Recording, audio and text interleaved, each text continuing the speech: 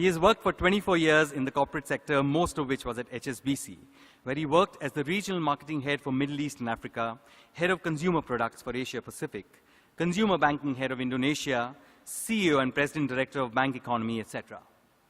He quit his corporate career in 2011 and switched to the social sector with the Azim Premji Foundation, where he was the head of education, leadership and management. Ladies and gentlemen, please help me welcome on stage Mr. Ravi Sreedharan. But on a more serious note, really special thanks to all three of you. I can't tell you what it means to have some of the biggest names in the social sector in this country to be saying the things that they just said. Obviously, one of the things they said was very eloquently on the importance and the need for good leadership and management talent in the social sector. And really, that's huge coming from them because they live the life, they face the challenges, and they're talking about their experiences. So that's very reassuring for all of us. And to be honest, it's not just the three of them. We've started this journey about a year ago. The thinking is probably precedes that by about 2 years before that. And we must have talked to not less than 500 odd people, and I mean 500 odd good people in this sector, in this country and outside the country, about this whole idea and this whole space. And almost universally, and I think there was one person in that 500 who said he's not really sure about this, but the other, whatever, 500 plus, were unanimous in saying this is very important, this is critical, and the way we are going about it is sort of right. And the way we're going about it is really a function of all the inputs we've received from all these people that we've talked to, largely practitioners. Neera just used the 70-20-10. So yeah, this is a program that we hope will be a practitioner created, a practitioner delivered, and thereby useful for the practitioners eventually. That's the whole idea, and absolutely not something where we create a lot of theory and send students out with a lot of theories, but can hit the road running and work for you when they sort of graduate. And that's very important for us. And we've heard about this not from one part of the NGO world or the social sector or the development sector, as you may. So we've had NGOs saying it's a critical need. We've had funders. I've had some of my own batchmates who are big funders in the US say, we'd like to give more money if only we could find good talent that we can trust to execute and deliver on this money that we can give. We've had government officials telling, I wish we would have heads of NGOs who understand what the role of an NGO is, where the government fits in, where the NGO fits in, and how that ecosystem can work so beautifully. So really, it's from all corners of the development sector that we've heard this need. So we've now moved from whether this is need to, this is an absolute need, and we're sure of the work that we're doing at this point in time. A lot of the work that we're doing has been influenced by our own personal experiences, having worked both in the corporate side, like Ashish referred to me coming across of many years later.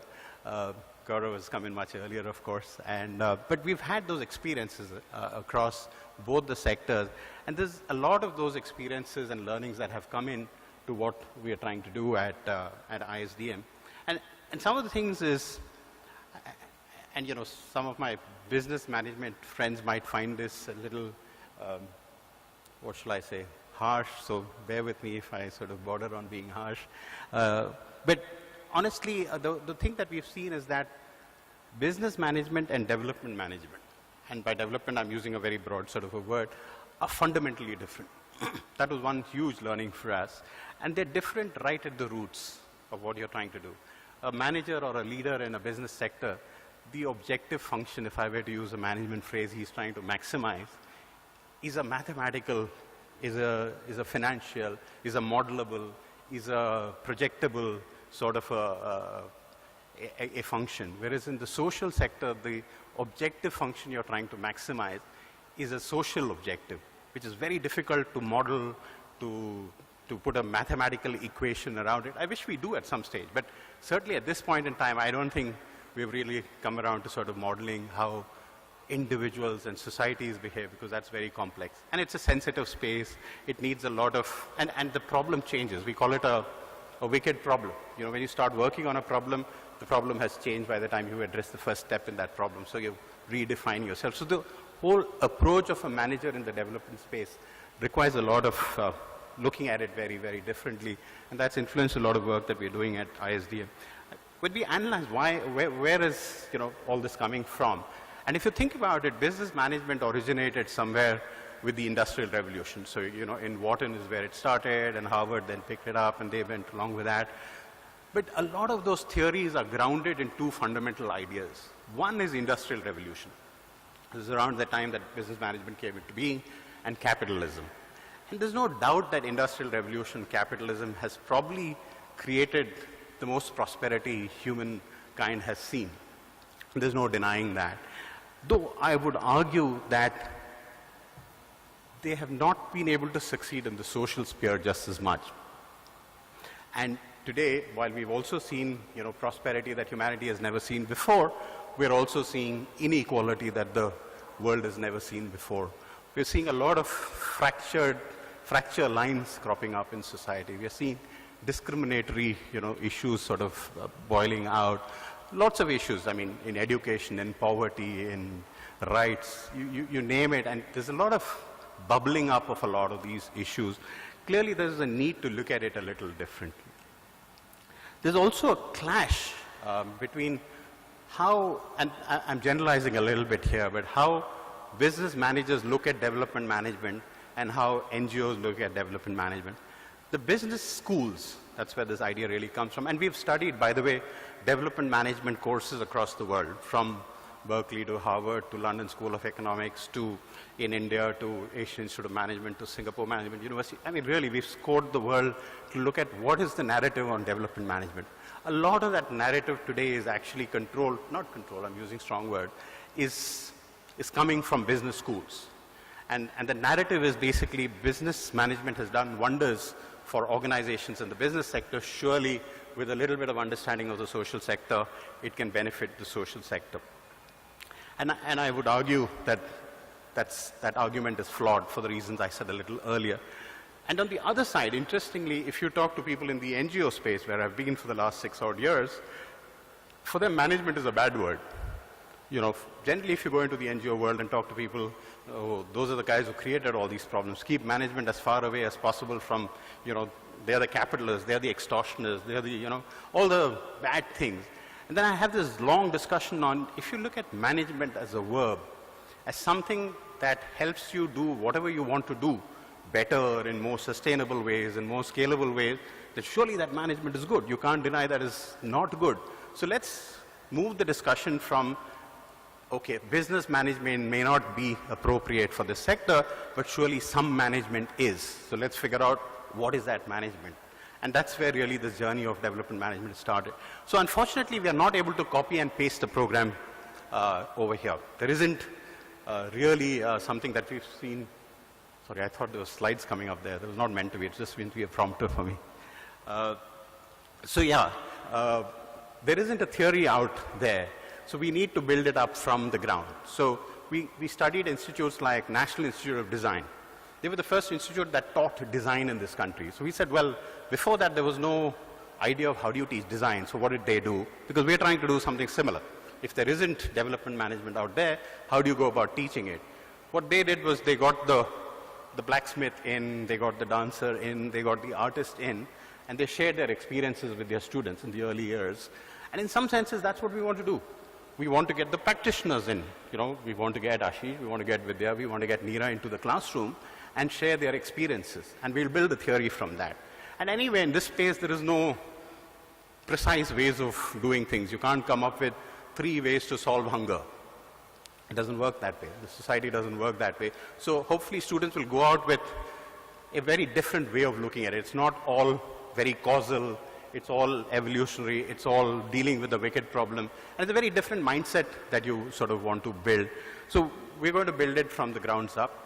Maybe in 10 years, we'll write books and we'll write journals on what development management is. And maybe we'll have the 4 Ps of, marketing for the development sector or whatever it is that it comes up. I don't know, but we'll build it and we'll go along as we see it.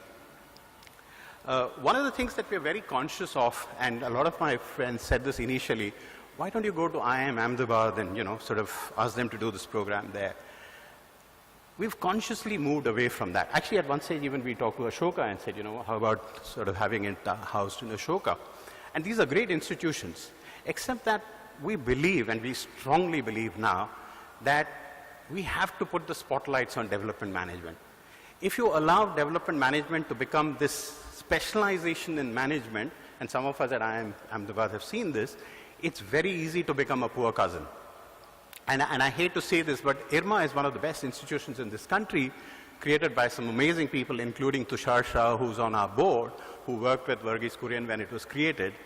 The point he was making was that today, out of the large numbers who join, a significant majority goes back and works in the business side. Very few remain in the sector, if you like. And we were wondering why that is. Now, what's happened there is, over the years, it's become part of the CAT exam, the common aptitude test that's used for the IIMs. So people who apply have now considered IRMA as, okay, if I don't get into the IIMs, then I will go to IRMA, which is unfortunate because it's a great institution with a great curriculum and a great program. But somewhere, it got lost because it became another management school. And if we make the mistake of calling this, and I would argue very strongly against this, but in this audience, I'm presenting a case where if you make this a specialization of management, which it clearly is not for sure, you will end up making it a poor cousin. But we need to put the spotlights on development management, and by spotlights I mean it needs to become aspirational. We need the next generation, the millennials, to feel, wow, that's what I want to go do. When I went to IIT, I didn't go to IIT because of a passion for engineering. I went there because, well, that was this great institute that you went to. So you want to make ISDM an aspirational institution, because that's what will attract those youngsters. What's going to make it aspirational? That's a question we've asked ourselves. And we found the answers in how do you create this institution. And there are several aspects of what sort of goes into that. And some of that are on the lines of who are the people associated with this. So when you hear, Ashish talk about it, Vidya talk about it, Neera talk about it, youngsters go, wow, that's where I want to be. We've seen that with ISB, and one of our directors and founders is Pramad Sinha. Pramad set up ISB, and he was the founding dean of ISB, and he said that was the strategy they used there. They got the best people in the business world to be part of that institute. They got people who are the best practitioners to be the faculty. They got the best organizations where youngsters aspire to work for to be associated with that institute. We're doing exactly the same, but in the development context.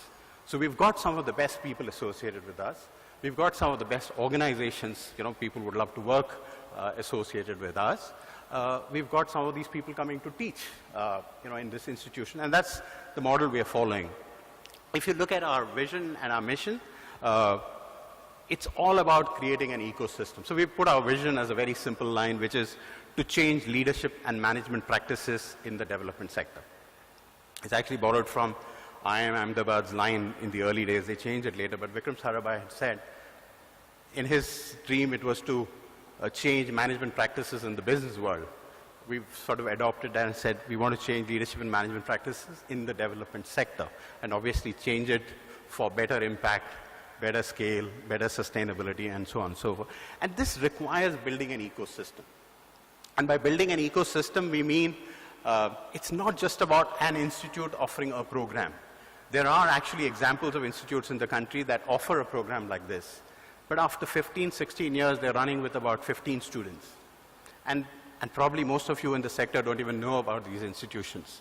So it's lost. So you can't be this small flag you wave somewhere. You have to become something that percolates across the sector, across the country, and maybe beyond the country. So we're looking at building an ecosystem. How do we build a body of knowledge? How do we involve as many people or as many organizations in this sector? How do we make it a profession?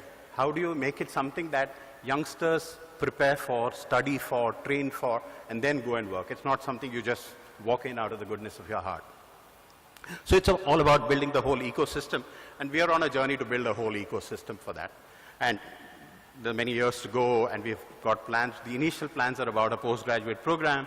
It's a bit like the IIMs, right? So we want to do for the development sector what the IIMs did for the business sector. So in some senses, to capture the ethos, comparing it with one of the other great institutions is that. We've looked at this whole thing about, what's this whole program going to be? How do you build an aspirational institution? What should the program be? And we have some thoughts, and that's evolving, and we've been talking to a lot of people, and you refer to that. So I want to talk a little bit about that. We believe that if you want to be a good development manager, it's not enough to study development management. Or rather, development management is more about just the cognitive understanding of management for the development sector. So you can learn about finance and marketing and talent and systems and whatever processes and so on and so forth, but that's just one part. Now within the cognitive part also, it's very important to understand individuals in society. It's very important to have perspectives on development. It's very important to be able to engage with questions like why development, whose development, who decides what is development, what was the history of development, where are we on the journey of development, what are the philosophies that go behind questions that you ask in development. It's very important to be able to engage with those questions if you want to be a development manager. That's a huge shift from business management, just to give you an example as why we need to do that. And that's just the intellectual part.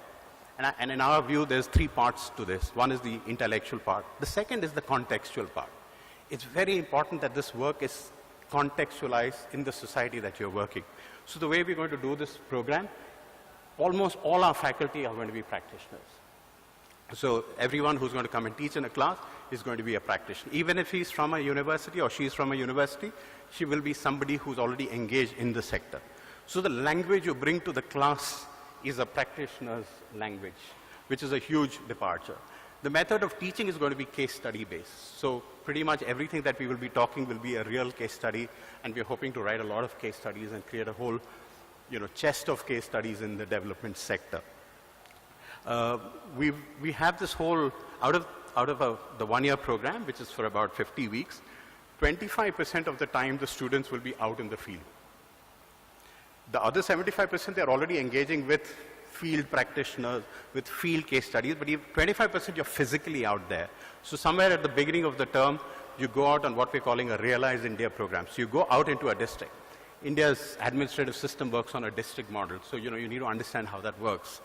I very often go to schools and talk about how our children know how the UN works, because they take part in Model UN. But none of them know how a Gram Panchayat works, for example, right? So it's very important to know how does a district work? What's a Gram Panchayat? What's the block? What's the cluster? What's the school management committee? What decisions get taken? What are the power structures there? And actually spend 2 weeks living and understanding that. And identify a problem for which you will create an organization over the course of the year while you study the subject. So you're not studying in isolation of reality, but you're studying with a view of creating something. And the third part of that is the whole unity of knowledge. You don't study things in compartments, but you bring it all together, and that's when it makes sense. And that's the contextual part. And there is a third part, and the third part is the emotional connect. This is the personal connect, and it's very important because working in this sector, those who spend many years tell me, you need to be able to persevere. And for that, you need to burn for something. You need to really feel for something. And unless you feel for that, you're never going to be able to sort of last in this space or succeed in this space. So there's a lot of effort you're going to put into understanding yourself. And if you understand yourself and you stand in what you sort of believe in and what you burn for, you'll be far more effective. And how each of us are different and, and good in our own way, and, nobody is less or nobody is more. So there's a whole emotional part, and we've got some of the best people in the world. There's a lady in the US who might come and talk about it and teach this whole thing, but just helping individuals. So the intellectual part, the contextual part, and the emotional part. So the whole program is going to be based around all those aspects. And parallelly, we have this program that will run through the year to build understanding of diversity. Because an important part of being in the social space is the notion of fraternity. How the larger, one should feel the larger pain, how one should feel another person's pain, or one should respect another person's, whatever it is, it's religion or food or whatever it is. So we have this whole program we are hoping to put together on getting our students to understand and respect and appreciate diversity. It could be learning through diversity in food, or diversity in dance forms, or diversity in art, or diversity in marriage traditions, or whatever it is. But that building that respect and belief in diversity, we believe, is an important part. And the last bit of our program is about getting guest lectures. Going back to my own days, I remember Alec Padamsi those days coming to campus and, sort of addressing us, and that's something I still remember. So people do inspire youngsters. Youngsters do look for role models. So I'm hoping people like, those on the dais and several of you would come as guest lectures and just interact with our students and, wow them. Because that's an important part of getting inspired, wanting to do something, and so on and so forth. So really, we put together a very exciting program. And guess what? We are offering for the first batch, because it is a bold decision for a youngster to come in there.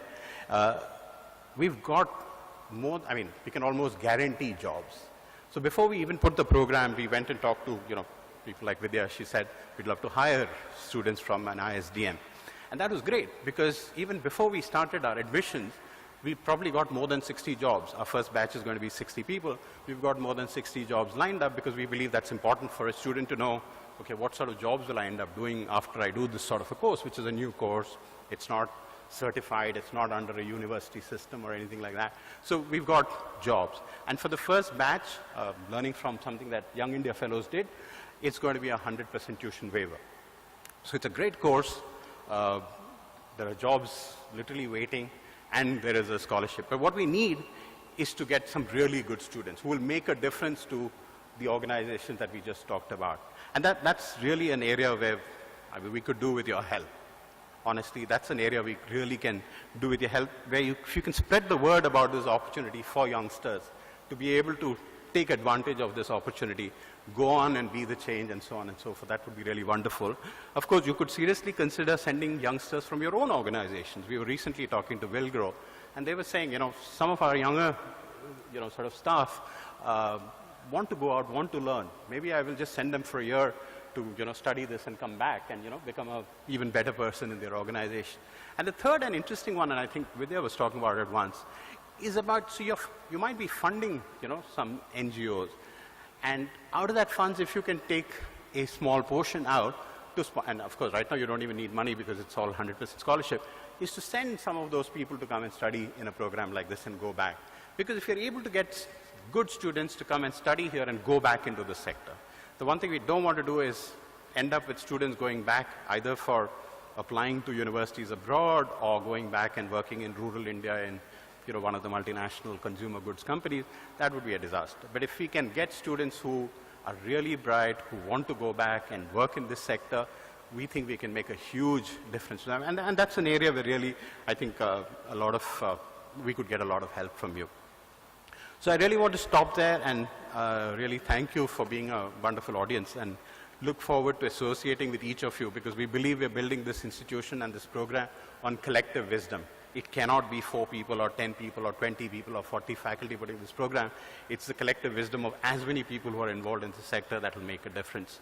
So really hoping to work with each one of you in different ways and building this sort of well-wisher group of ISDM and get this off the ground. The first batch starts in July 2017, and then a lot of other things like professional development program. We have a dialogue on development management. We've had NGOs come and say, can you do program for us as a team? We've had boards come and say, can you do programs for our boards? We get proposals on CSR, so can we do? So we've kept a lot of those things on the back burner because we want to put our course and curriculum together first, and after that it can be deployed in many, many ways. So I'm going to thank you again for being a wonderful audience and listening and giving us this opportunity. Ramdev, thank you again for this great place, and thank you to all of you for making this a great evening. Thank you very much. Bye.